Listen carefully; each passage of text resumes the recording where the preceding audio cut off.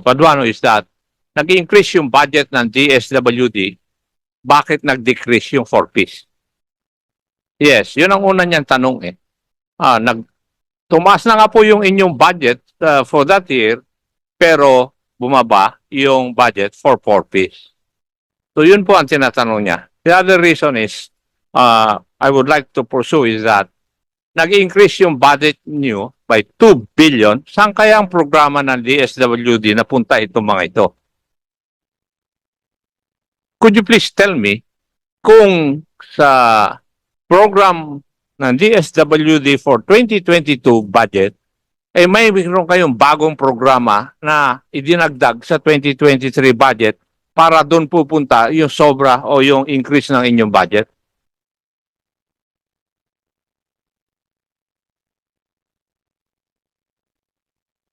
Yeah, Mr. Chair, as far as 2023 budget is concerned vis-a-vis 2022, there is no specific new PEP that was created by the DSWD, Mr. Yes. Chair.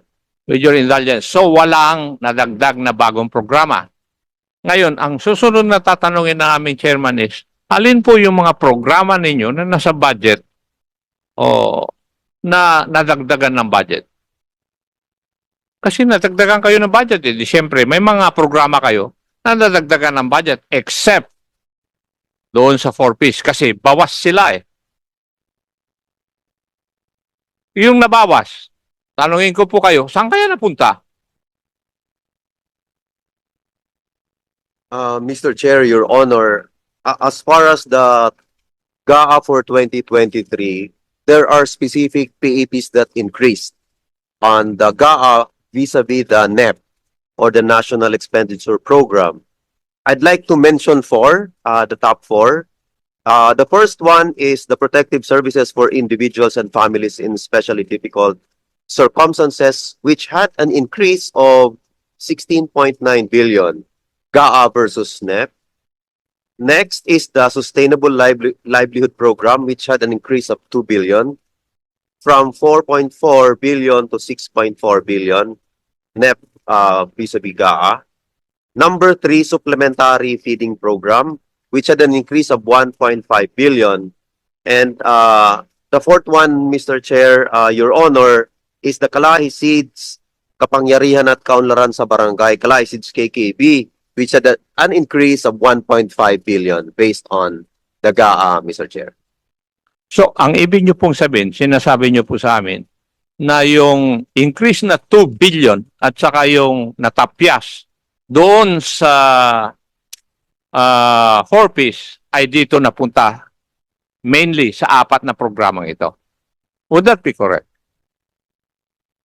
Mr. Chair, we're saying that the GAA versus the NEP had increases and decreases, and we only operate based on the approved GAA, Mr. Chair. I know. Kasi kami ang nag-aaral nga ng budget nyo rito eh. Ang tanong ko lang is, would it be correct na yung dagdag na 2 billion sa budget niyo for 2023 at yung natapyas na 13 billion doon sa 4Ps program, kung tatanungin ko po kayo, saan po kaya napunta yun? Mr. Chair, 2 points. The first one is that is true. There's an increase in the budget, NEP versus GAA of 2 billion. But last point, Mr. Chair, is that we only defend, and therefore whatever is given to us, we have no control over the changes, Mr. Chair. We just defend our budget proposal. Nag-offer ka na kaagad ng excuse eh. Ang tanong ko lang po is, simpleng-simple. May increase kayo na 2 billion sa budget ninyo, natapyasan ng 13 billion yung one.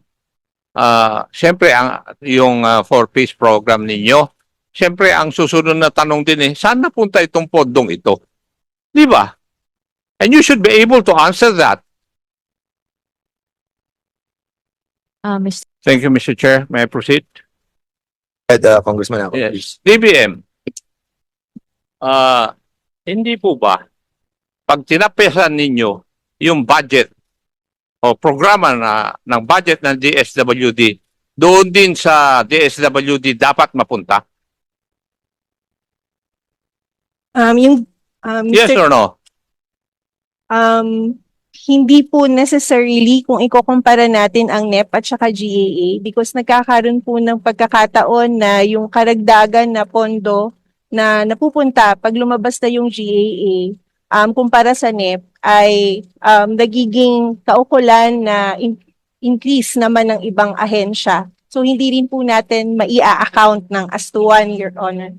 So ang sinasabi niyo po sa amin, Madam DVM, is that pag natapisan ng 13 billion yung 4-piece program ng DSWD, the 13 billion can be allocated to other agencies of government. Is that what you're trying to tell us? That is correct, Your Honor, if you're comparing the NEP to the GAA version. Yes. Sa total basis, but sinasabi po natin it's a zero-sum game. The bottom line is the levels of the total budget remains the same, but it goes from it can go from one program to another. It can go from one agency to another. Yes. That can be seen dun sa final na version ng GAA. Kung anong agency ang nabawasan at anong agency ng gobyerno ang nadagdagan. In spite of the fact na nag-increase na nila yung budget nila. Your Honor. Thank you, Mr. Chair. Thank you, Chairman Akop. Chairman, Okay. proceed. So, klaro na po, no? I think, kung maklaro na po lahat, since ang budget natin from NEP nag-increase to GAA ng 2 billion, and according sa report sa atin doon the last hearing, 9 billion yung ating deficit. And since you have presented to us that there is a unpaid grants for those beneficiaries, di ba, na 3.9 billion, di ba?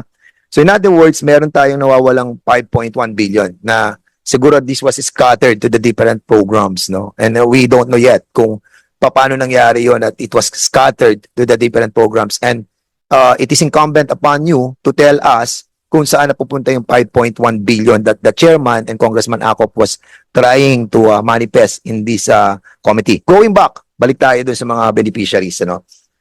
Can you clarify to us that based on your explanation a while ago, the number of beneficiaries that we need to pay, no, do sa 3.9 billion ay umaabot ng 667,608. Correct? And this is based on the new list, listahan 3. Am I correct? So, the listahan 1 and 2 totaled how many beneficiaries? 4 million. Is this correct? Mr. Chair. Now, state your name and your position, please. I'm Vilma Cabrera, Undersecretary for Pantawid Pamilya and Pilipino. Yes po, ma'am. National So, can you kindly clarify this, ano? Okay. Dum- For Sige po, ma'am. doon po sa mga babayaran sa educational, Yes. ito po ay representante po sila ng mga nalinis na. Okay? So, yung listahanan 1, listahanan 2, listahanan 3, ini-integrate na po ito lahat. Okay. Sige, cut muna kita dyan. So, medyo maliwanag na yon. So, listahan 3 to, itong 667,000 beneficiaries. Listahan Yes. 3, Opo. di ba? Nilinis na. So, in other words, yung listahan 1 and 2, hindi malinis yon. Sir, hindi po. Hindi malinis kasi yung iba hindi na-validate. Di ba? Hindi na-assess. Yung iba, lumampas ng 7 years. 8 years na, 10 years na, di ba? Kaya nga sinabi, nilinis natin kasi national household targeting system tayo, no? Para for the benefits of those mga mahirap natin mga mamamayan. So, in other words, Mr. Chair, eto na yung actual nabibigyan natin ng 3.9 billion. Yun yung hahanapin natin ngayon, yung 3.9 billion para sa 667,000. Correct? Correct po. But recently, prior to the hearing that we conducted, we have released that we have almost 4 million beneficiaries of 4-piece. Correct? Correct po yun. Yes, correct. So, these people na nandito po ngayon, it might be na sila po ay kasama doon sa delisted. Posible. Posible po. Posible. Delisted na naibalik. But hindi lahat nabalik. Maaari. Kasi, okay, tell me, from the 4 million 4-piece beneficiaries, ilan na ngayon ang listahan 3? Okay. Meron po tayong annual target po, Mr. Chair, Honorable Chair, na 4.4 million households kada taon po. Sa ngayon po, meron na po tayong 4.308 million.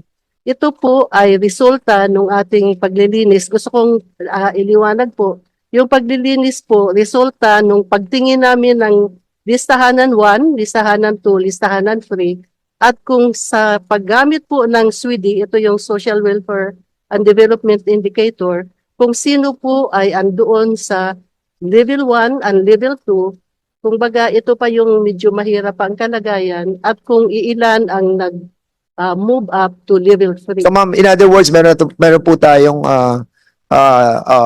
target na 4.08 million na 4.4 po. under ng 4Ps.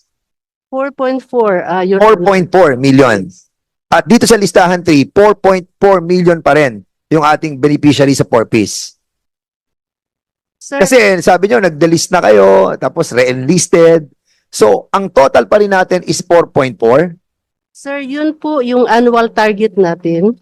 At, Annual target. O sige, yes. okay. So, ilan ngayon po yung sa 2023? Para klaro po tayo, para mabalansin natin yung pera that we allotted for DSWD in relation to the 4Ps beneficiaries. Kasi tapos na to eh. Sabi nyo kanina, sarado na. O, tinanggap na natin 3.9 billion yung deficit. Diba? 3.9 billion na lang for 4Ps from 9 billion. So ngayon, ilan yung total ng 4Ps beneficiaries for 2023? Hindi na siya target eh. Kasi ano na siya? Actual na. Correct? Yes. O, sige, ilan?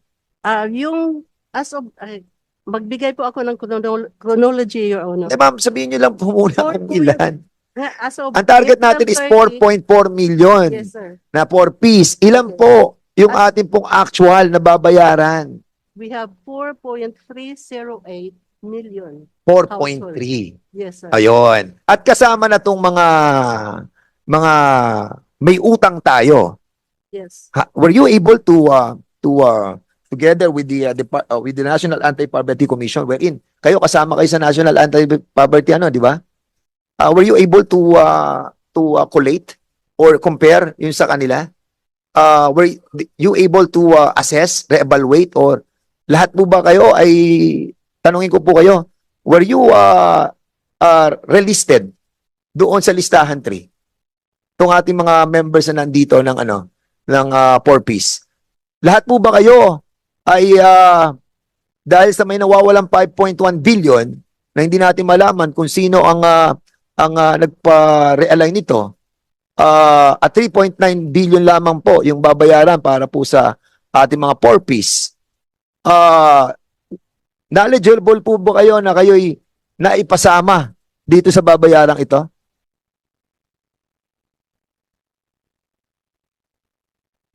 So, sino ang sasagot? Siguro, yung iba naman, tanungin natin lahat kayo. Sige. Jenna, kasama kayo sa na-release na relisted sa sa 4Ps. Yes, sir.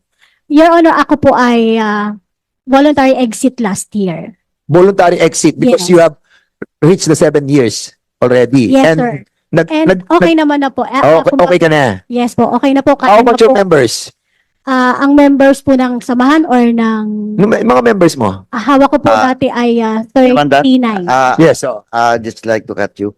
To the members, we will now excuse Yusek Di Mapuro because he has to attend the meeting. So may panel po si Secretary upstairs and I'm representing Secretary Rex. yes, Mr. Chair, last question kay Yusek kasi we're looking for the 5.1 billion, no? Yun yung po yung tinatanong natin kanina kung paano po siya nawala doon sa no. So, kindly submit to us. I'll be on that, Mr. Chair. Thank you. Thank you, Yusek. You're now excused. Please proceed, Chairman Dan. Siguro yun lang tanong natin sa kanila. Mabilisan lang to. Kung, kayo graduate na, si Annabel. So, what happened to you? Bali po, meron po, ang hawak ko pong member ay 32 po. Meron po sa kanila po na naibalik, pero marami pa rin pong kulang na payout na hindi nila nare-receive. Tapos meron din po na sinabing unassessed na hindi pa nababalikan. Pero kung titignan po natin talaga, compliance naman po. Ang nagiging problema rin po talaga, may mga iba't iba po kasi ang cases na nandito, pero sa total po, sila po ay hindi pa nakakatanggap ng grant na may iba kulang, may totally wala. Yung iba naman hindi nakasama dahil nga po sa pamasahe. So, Annabelle, anong nangyari sa inyo since na walang binibigay na 2,850 na per month noon? So, paano nangyari? Kayo nag-abono? Yung mga members na? Opo, talagang hahanap po ng paraan. Yung iba po talaga nangungutang at Gusto mo talaga... ano yun, Yusek Sulit? Paano yung bang mga members natin na 4-piece na ngayon? Hindi natin sila na-validate nung nakaraang taon. And they spend money, nangutang sila, hindi ko alam kung paano nila kinuha yung pera. So, and then, na-delete sila. So, what will happen to that? Your Honor, salamat.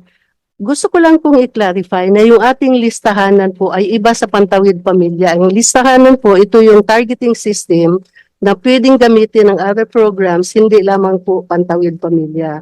Okay? Ngayon, doon sa punto kung saan sila nagsasabi, ang ating mga kaibigan sa SNPP, na hindi nila natanggap yung educational grant, totoo po yun.